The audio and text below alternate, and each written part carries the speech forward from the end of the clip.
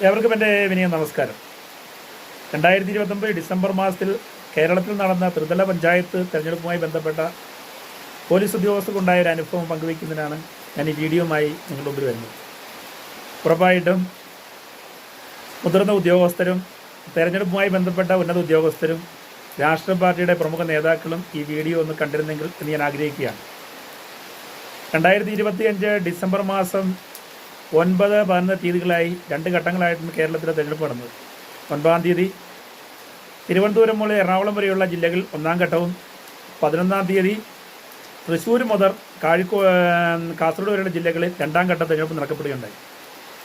തെരഞ്ഞെടുപ്പുകൾ ഭംഗിയായി നടത്തുന്നതിൽ ലോ ആൻഡ് ഓർഡർ കൈകാര്യം ചെയ്ത് നമുക്ക് പോലീസിൻ്റെ ചെറുതല്ലാത്തൊരു പങ്കേണ്ടതുണ്ട്. 1-ാം ഘട്ടം നടന്ന പ്രദേശത്തെ തിരുവനന്തപുരം മുതൽ എറണാകുളം വരെയുള്ള ജില്ലകളിൽ ഡിസംബർ 7-ാം തീയതി വൈകുന്നേരത്തോടെ കലാശക്കൂട്ട് നടക്കുന്നു. കേരളത്തിലെ മുഴുവൻ പോലീസുകാരും തന്നെ രാഷ്ട്രീയ പാർട്ടികൾ തമ്മിലോ മറ്റുള്ളവർ തമ്മിലോ വഴക്കുകളുണ്ടാകാതെ ലോ ആൻഡ് ഓർഡർ കൈകാര്യം ജോലിയിൽ വളരെ കൃത്യനിഷ്ഠയോടെ ജോലി ചെയ്തു. പിറ്റേന്ന് പുലർച്ചെ തന്നെ പോളിംഗ് സ്റ്റേഷൻ ഡ്യൂട്ടിയിലുള്ള ഉദ്യോഗസ്ഥർ പോളിംഗ് സാമഗ്രികൾ വിതരണം ചെയ്യുന്ന സ്ഥലത്തെത്തുകയും അതിന് എസ്കോർട്ടായിട്ട് വരികയും 8-ാം തീയതി രാത്രിയിലും 9-ാം തീയതി പോളിംഗ് ആരംഭിക്കുന്ന സമയം മുതൽ 9-ാം തീയതി വൈകുന്നേരം അല്ലെങ്കിൽ പോളിംഗ് സമയം എത്തിക്കുന്നവരെ ഡ്യൂട്ടി ചെയ്യേണ്ട സാഹചര്യമാണ്. 11-ാം തീയതി 2-ാം ഘട്ടം നടക്കുന്ന സ്ഥലങ്ങളിലും ഈ 1-ാം ഘട്ടം നടന്ന സ്ഥലങ്ങളിലെ പല പോലീസും ഡ്യൂട്ടിക്ക് പോകേണ്ട സാഹചര്യം. 1-ാം ഘട്ടം നടന്ന സ്ഥലത്തേക്ക് 2-ാം ഘട്ടം നടക്കുന്ന സ്ഥലങ്ങളിലെ പോലീസ് ഉദ്യോഗം നല്ല ശതമാനം 1-ാം ഘട്ടത്തിൽ സ്ഥലത്തും എത്തേണ്ട സാഹചര്യം. അവിടെ ജോലി ചെയ്തു. 9-ാം തീയതി പോളിംഗ് അങ്ങ് തീരുന്ന അതേ സമയത്ത് തന്നെ നല്ലൊരു ശതമാനം പോലീസ് ഉദ്യോഗസ്ഥർക്ക് തിരുവനന്തപുരം മുതൽ എറണാകുളം വരെ ജോലി ഉള്ള പോലീസ് ഉദ്യോഗസ്ഥർ, അതുപോലെ തന്നെ കോഴിക്കോട് ഭാഗങ്ങളിൽ ഇവിടെ ഡ്യൂട്ടിക്ക് വന്ന പോലീസ് ഉദ്യോഗസ്ഥരും 2-ാം ഘട്ടം നടക്കുന്ന തൃശ്ശൂർ മുതൽ കാസർഗോഡ് ജോലി സ്ഥലത്തേക്ക് ഡ്യൂട്ടിക്ക് പോകേണ്ട അവസ്ഥയായി. ഇടുക്കി ജില്ലക്കാർക്ക് കിട്ടിയെന്ന് പറയുന്നത് മലപ്പുറം ജില്ലയായിരുന്നു. എൻ്റെ കൂടൊപ്പം ജോലി ചെയ്യുന്ന പല പോലീസ് ഉദ്യോഗസ്ഥരും പെട്ടെന്ന് തന്നെ വൈകുന്നേരം 2 ദിവസം കണ്ടിന്യൂസ് ആയ ജോലി, ആ ജോലിക്കിടയിൽ പെട്ടെന്ന് വന്നു ഡ്രസ്സ് മാറി അല്ലെങ്കിൽ അടുത്ത ഘട്ടം ഡ്യൂട്ടിക്കായിട്ട് ബസ്സിൽ കയറി പോവുകയാണ്. ഡിപ്പാർട്ട്മെൻറ്റ് വാഹനം അറേഞ്ച് ചെയ്തു. ആ വാഹനത്തിൽ 10-ാം തീയതി പുലർച്ചെ 5 മണിക്ക് അവർ മലപ്പുറത്തെത്തുന്നു. അന്ന് രാവിലെ 9 മണിയോട് വീണ്ടും ഡ്യൂട്ടിയിൽ കയറുകയാണ്.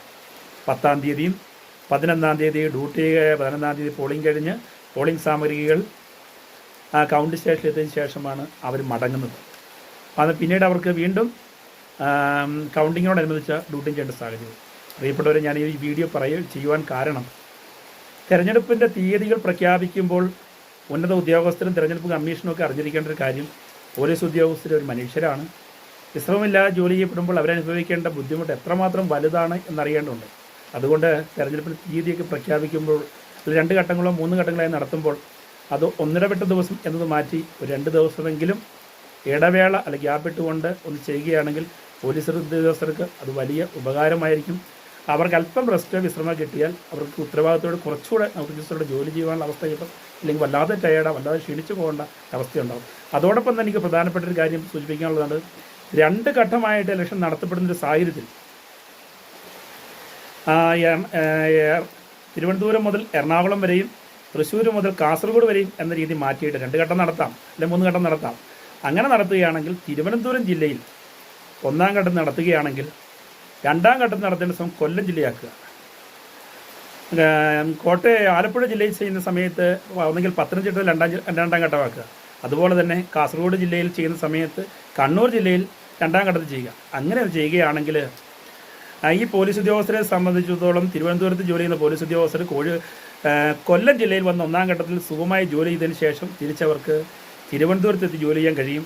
അതുപോലെ തന്നെ 1-ാം ഘട്ടം തിരുവനന്തപുരത്താണ് നടക്കുന്നതെങ്കിൽ കൊല്ലം ജില്ലയിലെ പോലീസ് ഉദ്യോഗസ്ഥർക്കും തിരുവനന്തപുരത്ത് വന്ന് അനായാസം ഡ്യൂട്ടി ചെയ്തിട്ട് അവർക്ക് തിരിച്ചു വരാൻ പറ്റുന്ന സാഹചര്യം കിട്ടും. അപ്പോൾ പോലീസ് ഉദ്യോഗസ്ഥരുടെ യാത്രാ സമയത്തിൽ അവർ ജോലിഭാരം ഒന്ന് ലഘൂകരിക്കുന്നതിന് ഗുണകരമാകും. ഒപ്പം തന്നെ ഇവിടുത്തെ ഗവൺമെൻറ്റിനെ സംബന്ധിച്ചോളം അല്ലെങ്കിൽ സർക്കാരിനെ സംബന്ധിച്ചിടത്തോളം അവർക്ക് വലിയ ലാഭം കിട്ടും. കാരണം ഇടുക്കി ജില്ലയിൽ നിന്നൊരു പോലീസ് ഉദ്യോഗസ്ഥരെ മലപ്പുറം ജില്ലയിലേക്ക് 2-ാം ഘട്ടത്തിൻ്റെ തെരഞ്ഞെടുപ്പ് ഡ്യൂട്ടിക്കായിട്ട് കൊണ്ടുപോകുമ്പോൾ വാഹനങ്ങൾ അറേഞ്ച് ചെയ്യണം. ആ വാഹനങ്ങൾ അറേഞ്ച് ചെയ്യുമ്പോൾ വലിയൊരു തുക സർക്കാർ ഖജനാവിൽ നിന്ന് അതിനുവേണ്ടി മാറ്റിവെക്കേണ്ട അവസ്ഥയാണ്. ഈ ഒട്ടേറെ പോലീസ് ഉദ്യോഗസ്ഥരെ എല്ലാവരെയും അങ്ങോട്ടും ഇങ്ങോട്ടും ഷിഫ്റ്റ് ചെയ്യപ്പെടുമ്പോൾ അപ്പോൾ ഒരു പോലീസ് ഉദ്യോഗസ്ഥരെ ഇടുക്കിയിൽ നിന്നെടുത്ത് മലപ്പുറം കൊണ്ടുപോകുന്ന ചിലവ് ഒരിക്കലും വേണ്ടി വരില്ല. ഇടുക്കിയിലുള്ള പോലീസ് ഉദ്യോഗസ്ഥർ 2-ാം ഘട്ടം എന്ന നിലയിൽ എറണാകുളം ജില്ലയിലേക്കോ അല്ലെങ്കിൽ കോട്ടയം ജില്ലയിലേക്കോ ഉണ്ടെങ്കിൽ ആ ട്രാൻസ്പോർട്ടിംഗ് ചാർജ് അല്ലെങ്കിൽ ഗവൺമെൻറ്റിൻ്റെ പണം അനാവശ്യമായി നഷ്ടപ്പെടുന്ന സാഹചര്യം ഒഴിവാക്കാൻ കഴിയും. ഈ സർക്കാരിൻ്റെ പണം എന്ന് പറയുന്നത് സാധാരണക്കാരുടെ അവിടുത്തെ മനുഷ്യരുടെ നികുതി പണമാണ്. അപ്പോൾ നമ്മൾ അല്പ ശ്രദ്ധ വെച്ചാൽ പോലീസ് ഉദ്യോഗസ്ഥർക്ക് വിശ്രമം കിട്ടുന്നതോടൊപ്പം തന്നെ സർക്കാരിൻ്റെ ഫണ്ട് അനാവശ്യമായി ചിലവാകുന്ന സാഹചര്യം കൂടെ നമുക്ക് ഒഴിവാക്കാൻ കഴിയും. അതുകൊണ്ട് ഞാൻ വലിയ ഉദ്യോഗസ്ഥരുടെ ശ്രദ്ധയിൽ കൊണ്ടുവരുന്ന ഒരു നിർദ്ദേശം മാത്രമാണ്. ഇതിൻ്റെ ശരിയെന്ന് തോന്നുന്നുണ്ടെങ്കിൽ സ്വീകരിക്കാൻ കഴിയും. 2 ഘട്ടമായിട്ടാണ് ഇനി അടുത്ത നിയമസഭാ തെരഞ്ഞെടുപ്പ് നടത്തുന്നതെങ്കിലും 3 ഘട്ടമാണെങ്കിലും ഒന്നിടവിട്ട ജില്ലകളിൽ 1-ാം ഘട്ടം തിരുവനന്തപുരമെങ്കിൽ 2-ാം ഘട്ടം കൊല്ലം നടത്തുന്ന ശ്രദ്ധിക്കുക. ആലപ്പുഴ 1-ാം ഘട്ടമാണ് നടത്തുന്നതെങ്കിൽ പത്തനംതിട്ട ജില്ലയിലോ കോട്ടയം ജില്ലയിൽ 2-ാം ഘട്ടമാക്കുക. അപ്പോൾ പോലീസ് ഉദ്യോഗസ്ഥർക്ക് അങ്ങോട്ടും ഇങ്ങോട്ടും പോയി ജോലി ചെയ്യുവാൻ കുറച്ചുകൂടെ എളുപ്പം കിട്ടും. അതുമാത്രമല്ല, കോട്ടയം ജില്ലയിൽ ജോലി ചെയ്യുന്ന പോലീസുകാർക്ക് ആലപ്പുഴ ജില്ലയാകുമ്പോൾ അവിടുത്തെ ആളുകളെ കുറച്ചുകൂടി അറിയാം, കുറച്ചുകൂടെ സിമ്പിളായിട്ട് അവർക്ക് ജോലി ചെയ്യാൻ കൈകാര്യം ചെയ്യാൻ എളുപ്പമുണ്ടാകും.